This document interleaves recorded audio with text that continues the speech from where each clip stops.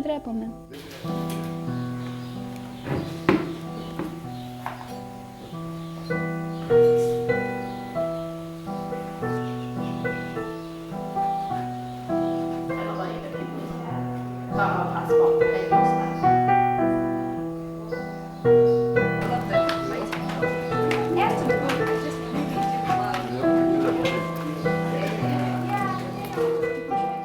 Είμαι ο Jeffrey Carson, είμαι Νιουιορκέζος, αλλά έχω μείνει στην Ελλάδα από 1970, μόνιμα από τότε.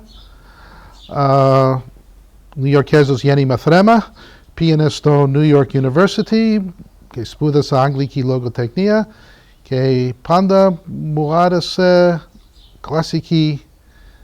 ο κλασικός κόσμος και γι' αυτό ήρθα στην Ελλάδα και ήθελα να γράψω μερικά ποίηματα και άλλα πράγματα και μετά άρχισα να μεταφράσω ελληνική ποίηση, έχω μεταφράσει τα ποιητικά άπαντα του Ηλίτη και άλλα πράγματα. Paros was a very primitive place in those days. No electricity, no running water. For transportation, I had a donkey. And so I had a friend who was a graduate of an art school in America, and he wanted to start a school in an alternative style.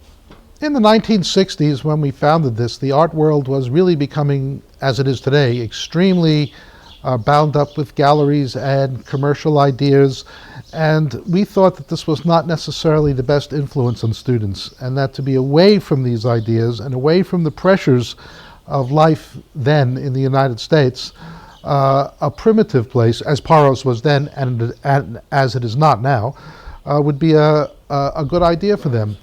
Our students are mostly Americans, but they're not 100% Americans. They've come from all over the world. In fact, in recent years, Greek students have started coming here because there's nothing like this in Greece where they can learn these things in this way.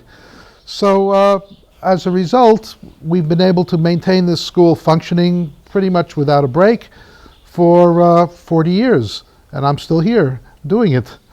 And I intend, even though I'm now 61 years old, I intend to keep teaching as long as I can because I love it here. By the time John Pack took over as the director for the Aegean Center, the basis of the education of the school was two couples. John, who's directing, and his wife, who's been a known painter, who's teaching painting, and me with my writing and my academic subjects, and my wife teaching photography. All of us are practicing artists to this day.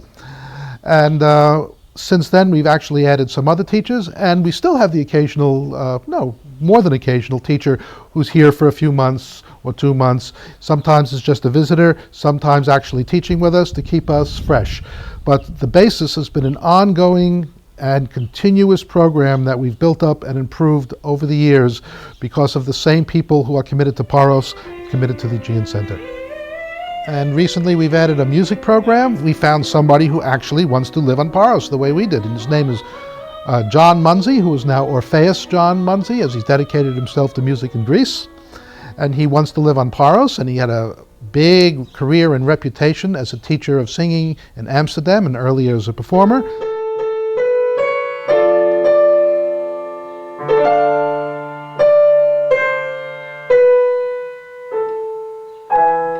See? So when I have a paggiatori, I take more time for them, because you want that time for that collision to gel in the air and then to release it. Otherwise it's like talking, which is why it's called recitativo, to recite. Okay, here we go.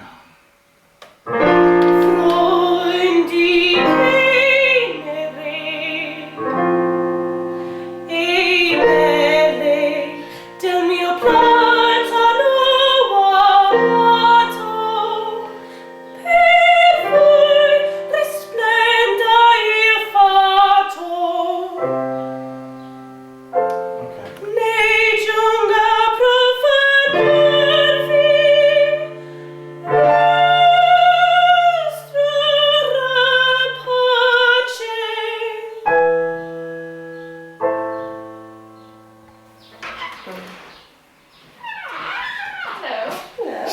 fine. She must feel better. I think she feels better. She's better. She's better.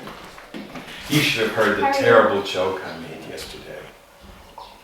Should I tell you the terrible joke? And for a moment she believed it.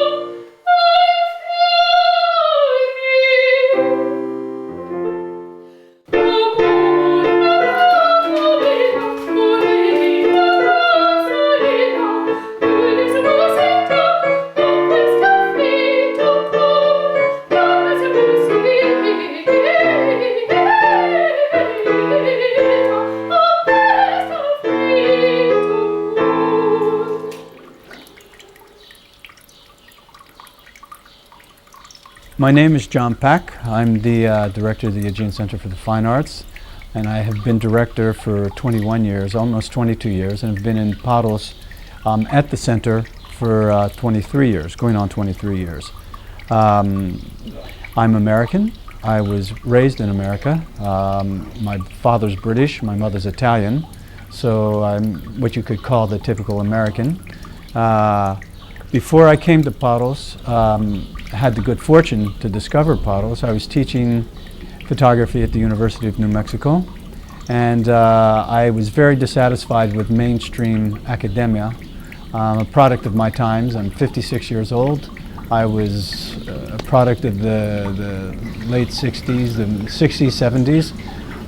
The center was exactly what I needed at the right point in my life. First of all, one doesn't stay in Paros or stay in Greece unless you fall in love with Paros in Greece. The fact is I could find a job anywhere in the world.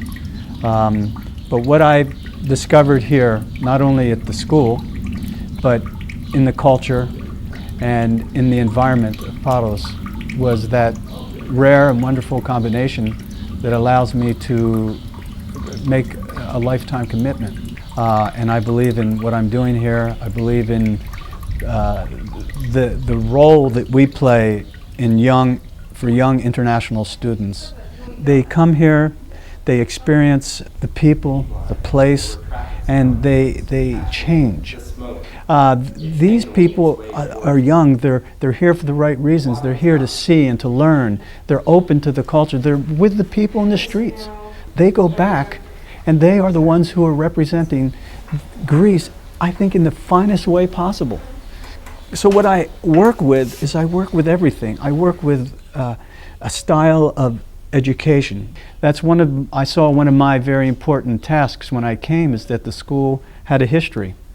And the students were a very particular type, because they were a particular type in the 60s and in the 70s. But the students change. People change.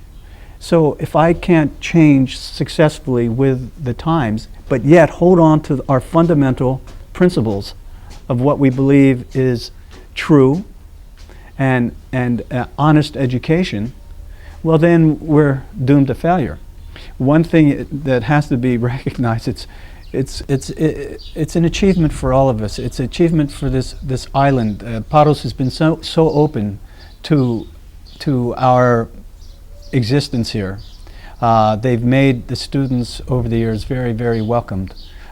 People really feel as if Paros is a home. And so when they go back different people, and they fall in love with Greece. they fall in love with Paros.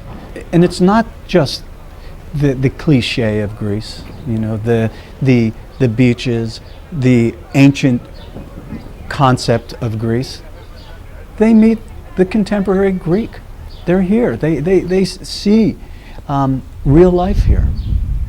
And you combine that with our offering and the way our style of teaching, which is very Platonic, it's a Socratic method of teaching. Everything's very one-to-one. The fact that we're small and that we've maintained our small size through the decades of bigger is better is testament to our success.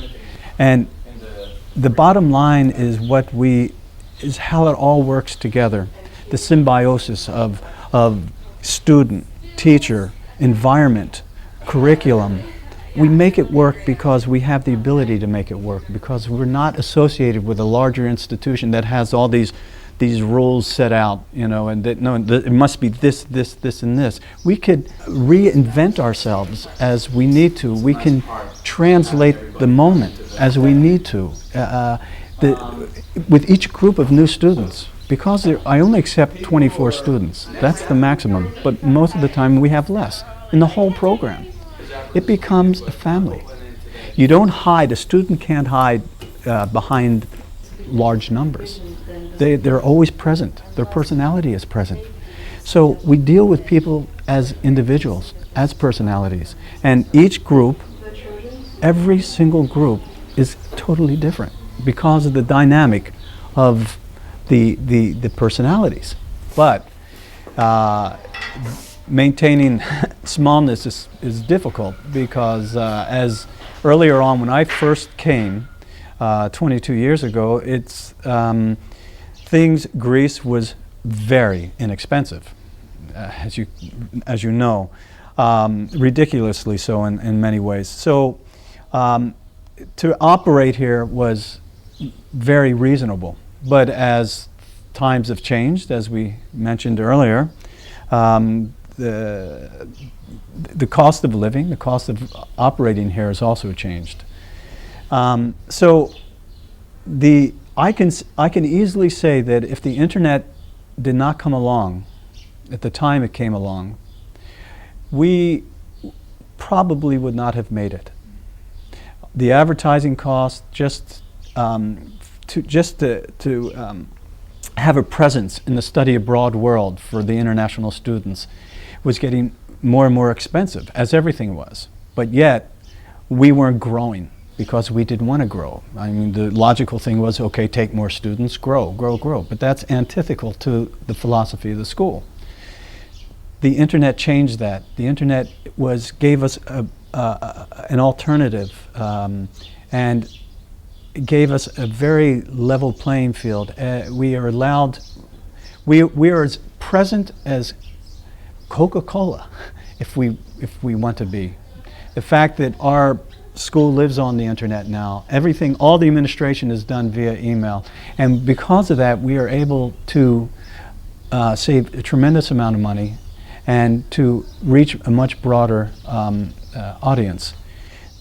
But we have to change with the time. One of my greatest dreams that I wanted to, after being here for the first 8-10 years, I wanted to grow, but not in size, but in ideas and in dimension.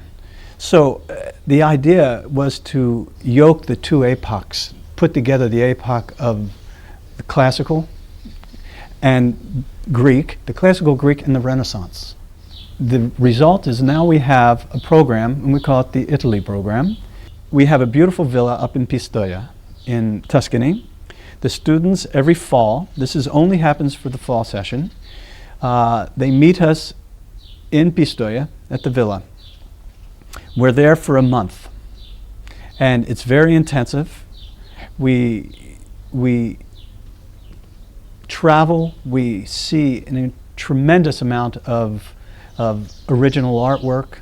We talk about the philosophy of the Renaissance, how it was affected, by the Greek ideal the rebirth of the Greek ideal, how it was all incorporated in the Renaissance. We read Dante, we talk about the Platonic Academy, we eat beautiful Italian food.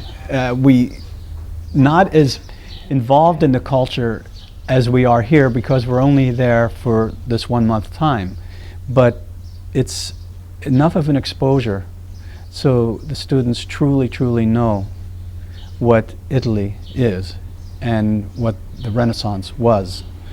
And so then after this month, we are 3 days in Venice, which is our, let's say, our tether over to the Byzantine, of course. Then we are 3 days in Rome. Then we are 3 days in Athens. Then altogether, mind you, then we come back to Paros, where they finish up the last 2.5 months in Paros. So then we move back in history, so to speak. So they have this experience of Italy in the Renaissance. They have then the experience of Greece, of Paros, and the classical ideal, but the whole time mixed with the contemporary. And it's life-changing, and it's been enormously successful, and it never stays static. We always change it when it needs to be changed. We add for our own sakes. You know, my application process for the students is very, very peculiar and very specific, but it's involved, and it entails a lot of communication between the applying student and myself. The fact is that we are spending 3 and 6 months of our lives with these people as well. We want to share with the people we know who are going to respect what we have to give them, and again, because it's a family, it's very, very necessary to address that issue of who you're inviting into your family, so to speak.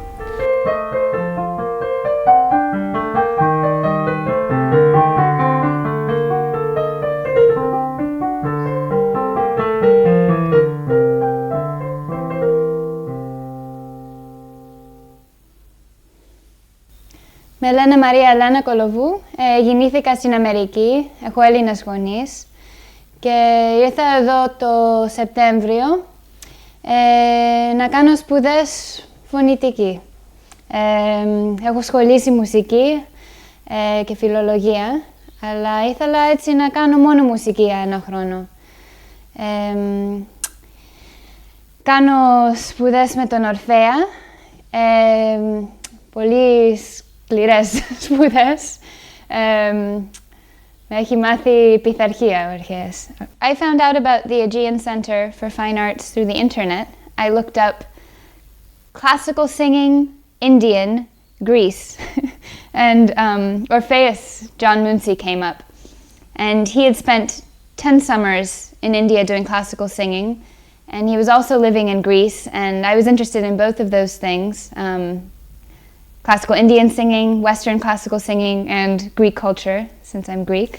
And I came in September for the program, which began in Italy and then moved here to Greece. And the really nice thing about the Italy section of it was that I gained this whole art education, which I did not come here for specifically. I just came for music. So that was really nice. And I fell in love with it. I also got to a point with ΟΡΦΕΑΣ where I didn't think it was proper for me to stop my studies. That would be a premature move that would probably send me to no singing land. I live over across the bay, over on the other side of the water, where it's a lot quieter and right by the beaches, and so every morning I walk out and I see the beach and I love it. My name is Brittany Stallings. I'm from Seattle, Washington. I found the program on the internet. I was looking for something to do after high school, and I wanted to travel. My parents wanted me to study, so I was looking for something that I could do without actually being in any universities. Originally when I came to paint, just to paint. And then once I got to the island, I joined the ensemble because I needed more people. And then it worked out really well. So they asked me to come back again for singing. And so I did the next semester. They're not trying to create a style. They're really just teaching you how to do what you're trying to do. And then you can do whatever you want with it after that. And it's interesting how we've had to change teaching techniques over all the years I've been here. When we came here, students were very bound into a system, and we felt this system was in many respects crushing them. So we were allowing them to be more free. They still had to learn technique, but learning to feel who they were as people away from their parents, away from their teachers, and that they could learn through explorations of themselves. Now this has completely changed now, because now they need to learn classical techniques, because there's so little emphasis on that in the schools that we've gone back to letting them be influenced by the classical art that they see around them, and learning things like correct perspective and how to paint with oils and how to write with meters and rhymes, all these things which have really disappeared from many but not all art schools. Also, programs abroad were a new thing in the 1960s.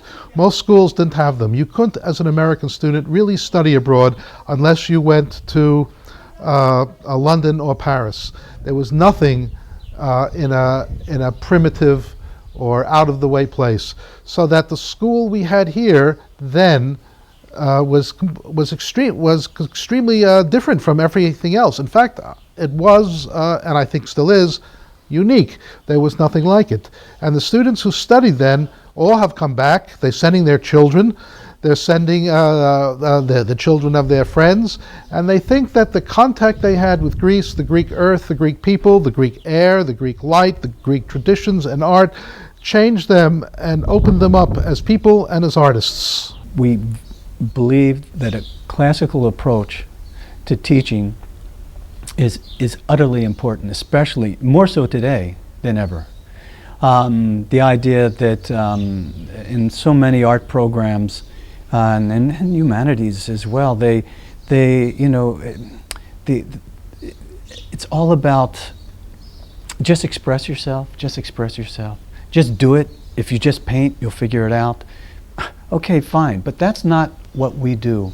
So many art programs are obsessed with students doing something that's never been done before, finding their own voice. I say they don't have to worry about that. If you learn your craft, then you have the ability to express yourself in any way, in any level. What we try to do is give people the tools they need. We'd like to give them an idea of the creative process. And the creative process it's another problem, in the sense that it's so arrogantly confined to the fine arts. If more people would approach life in a creative way through the creative process, then it would be a much better world that we're living in today. Creativity is something we all have inside of us. And it's just that the visual arts is an excellent way of learning this process. I don't care if people leave here become lawyers or cooks or whatever. But if they understand this creative process, they understand they can incorporate it in any aspect of their life. We give them another perspective, even if it's a slight perspective. We just hope that they can open up to that idea and to understand that the classical approach to learning, to the arts, to thinking. You know, there's a lot of things that happen here that the students aren't aware of because we don't make a point to pronounce them. We don't make a point to make them aware of it because we want them to happen subliminally, to happen in another way. When we go on our hikes, there's a lot more going on the hikes than meets the eye, let's say. Some of the questions I pose, some of the things we do on the hikes, there's more thought behind them than is apparent. they've watched the transition of the end of winter, spring, recently into summer. The landscape going from that beautiful green lushness to this amber starkness that happens in the summer times. And by watching these transitions, by being in the country, in the landscape, by being close to nature, they have an understanding. So we try to reveal these things to them. And the curriculum is changing yet again. This coming year, we're going to have a whole new course in philosophy. It's going to be integrated into the program. Photography, it's a language. Painting, it's a language. But without some awareness, philosophical underpinnings, it could be an empty language. And we have some wonderful people working with us on that as well. I'm always seeking out people who are not only committed, but who are very well accomplished in their craft. Craft. The world seems to hate that word now if it's not art, you know. It's craft. And if you use a craft well, it can be art. And that's the start. Look at someone brilliant, the brilliance of Picasso. He could do what he could do because he was such an artist. And he had the craft. Craft. Poor word, art. You know, well, I lived with the Navajo Indians for 7 years. A long story, but I'm here largely because of that experience. But there's no word in their language for artist. I love that. It doesn't exist. Everybody's an artist. From the very beginning of the program, there has been an extreme sense of importance to what all of the students here are doing. And from the beginning, in our stay in Italy, we would all gather together for dinner and have meals together and talk about various things, really mundane things that happened to us during the day. Or we would talk about literature, we would read Dante, we do all these things that sort of sound very romantic, but it was the sincerity and the importance that the teachers here placed on that kind of living and learning at the same time, which is something that I think will stay with me and I will miss tremendously when I leave. John has talked a lot to us about his philosophy and teaching, and he's based it on the Greek tradition of pedia, which is basically you have to teach people how to live in the world, mind and body, and it's not just a matter of learning a skill, learning a craft, and perfecting technique. It's a matter of being able to apply that in the way that you interact with the world, in the way that you think. You know, there's sort of from the beginning this thought that we're living on this giant marble rock in the Aegean Sea that has so much history and mythology and has always been sort of a surface for the human imagination to kind of play off of.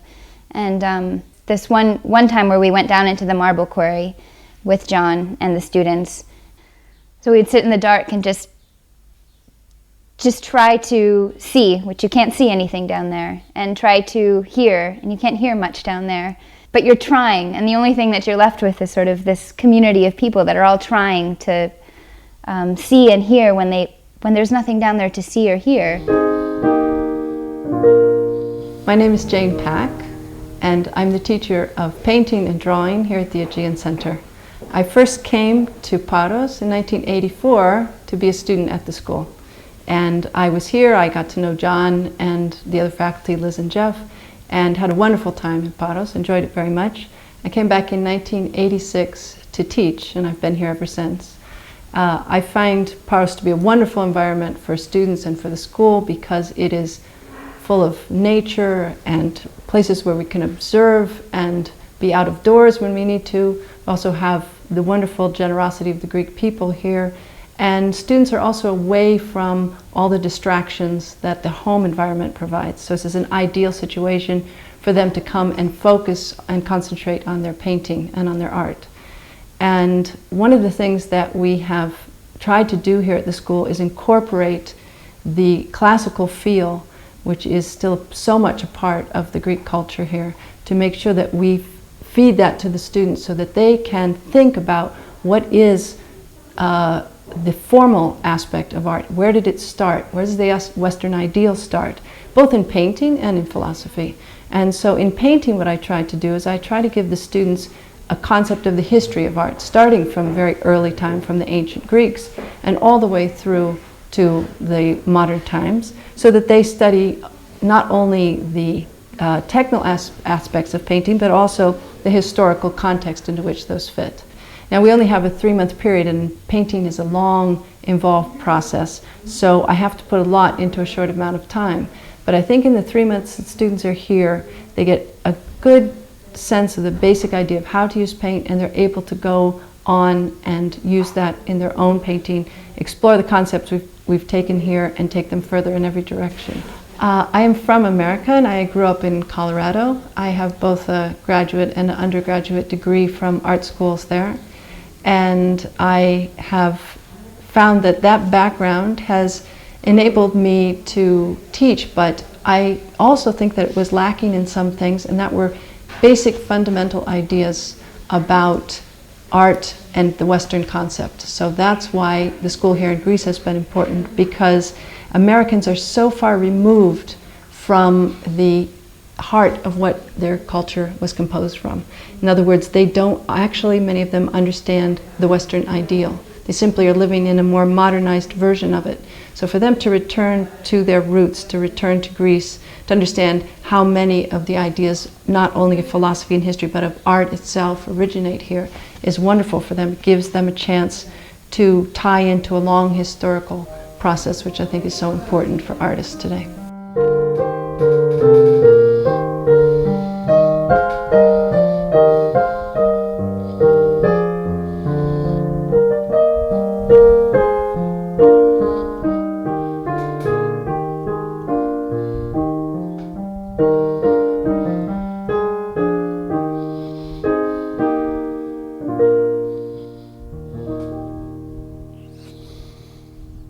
My name is ΟΡΦΕΑΣ John Munsey, and I'm from Amsterdam in the Netherlands. And I am teaching here at the Aegean Center for the Fine Arts already 4 years. I am teaching classical singing and instructing and conducting the vocal ensemble. We give performances at the end of every semester because our courses are performance-oriented. We think that music should be shared with the local people. And every semester we have a few students who come from abroad, and from the United States or from Canada, and they come to study singing intensely here, and they follow the program of solo singing, which means they will participate on a solo concert at the end of the semester.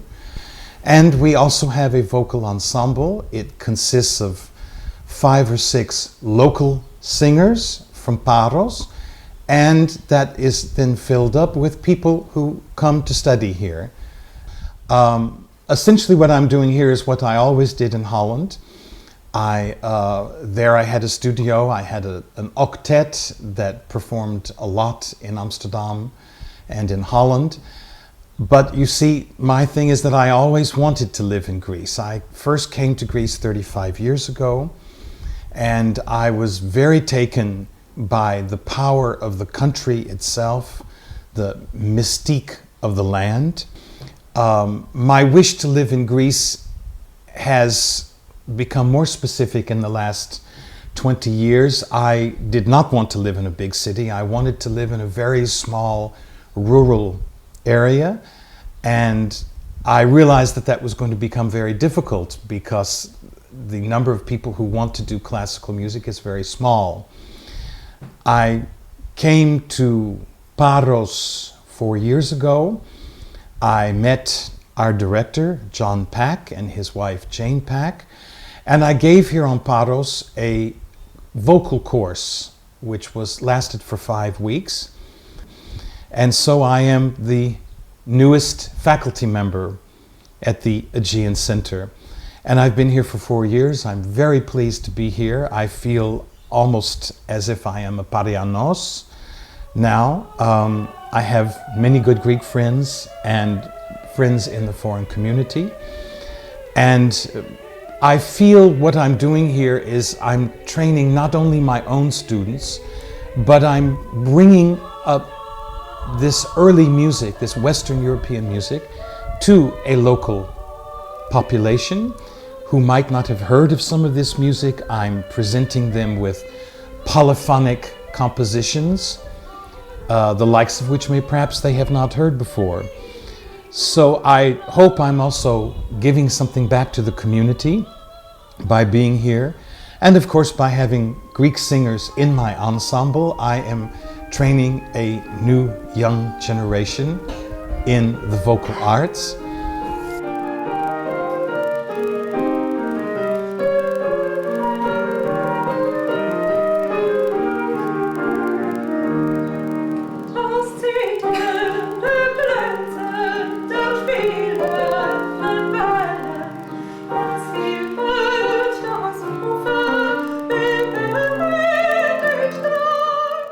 I have a young lady in the ensemble and on private lessons now, Eleni, and she's 16 years old.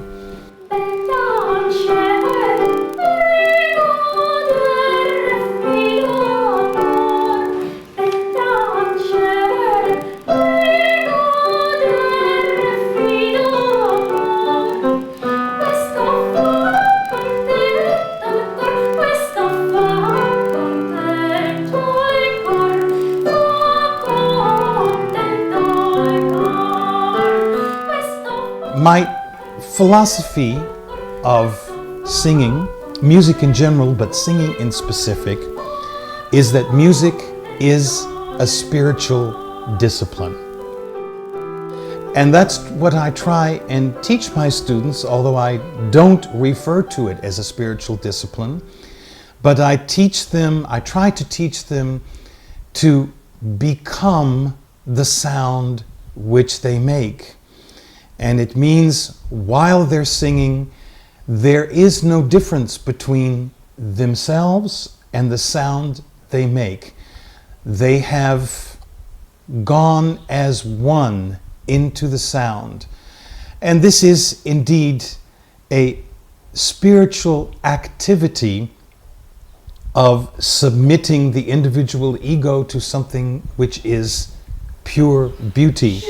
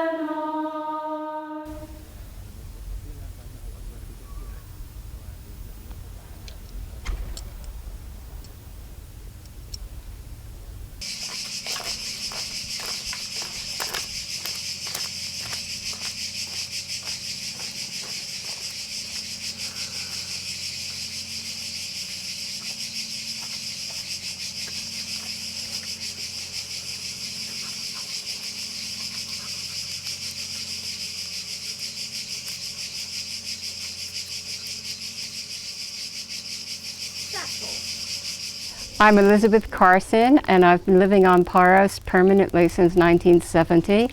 My husband and I came here during our university years when we took a year off to travel, and we loved Paros so much that we wanted to return after we'd finished our studies. My husband's a poet, and I'm a photographer. We had wanted time away from America after our studies in order to work on our art. We didn't intend to stay on Paros permanently, but it was a wonderful environment for our work. The sense of history here, which was what originally drew us to Greece, was very rewarding. We found the people here leading a simple life with an aesthetic concern for their environment, with a respect for crafts. They didn't have money, but they had self-respect, and that was very important. I became interested in photography as a teenager, but originally went to university to study archaeology. I then switched over to the cinema department. There was actually no still photography easily available at university level in those years. I had a love of the image, but I didn't want to paint. Here on Paros, I found wonderful light. I found the history and the environment that was important to me. My original interest in archaeology was easily worked on here. And the people, local people also, as I said, were of great interest to me. So over the years, although I've photographed extensively when I traveled to other countries in America, in Japan, in France, in Italy, I have done my major work here on Paros. I think photography is an art. It is not just a mechanical means of recording things. This is one of the things that I try to teach my students. I've been teaching at the Aegean Center since 1974. And if you understand the techniques of how to use the camera, then you can create with the camera. The ultimate test of this is give any 6 people a camera and set them in front of the same subject matter, and you're going to get 6 very different photographs. The photographs of mine that you're looking at concern the Church of 100 Doors, which is the oldest church in Christendom. There are images from my portfolio, Stone Translucence, and this is actually a artistic and interpretive record of the ancient marbles that we find standing around here on Paros. The other portfolio that you've seen some pictures from is called Heroes of the Soil. And this was particularly put together as my thank you to the people of Paros for the way in which they have continued to incorporate their traditional agricultural work and carry it on within the small family farms. Other photographs that you saw are my nude studies. These are all taken with a large format 8 by 10 inch camera and are contact printed in order to get the finest nuances of tonality in the torsos. They are with a real reference to the ancient Greek statues, which is one of the reasons why they are mostly shown in pieces, as we see nowadays the statues that have come down to us. We see very few whole statues. I have chosen mostly to work in the black and white medium, although I have done color portfolios, and I certainly do them when I have a commercial assignment. But black and white for me abstracts the subject.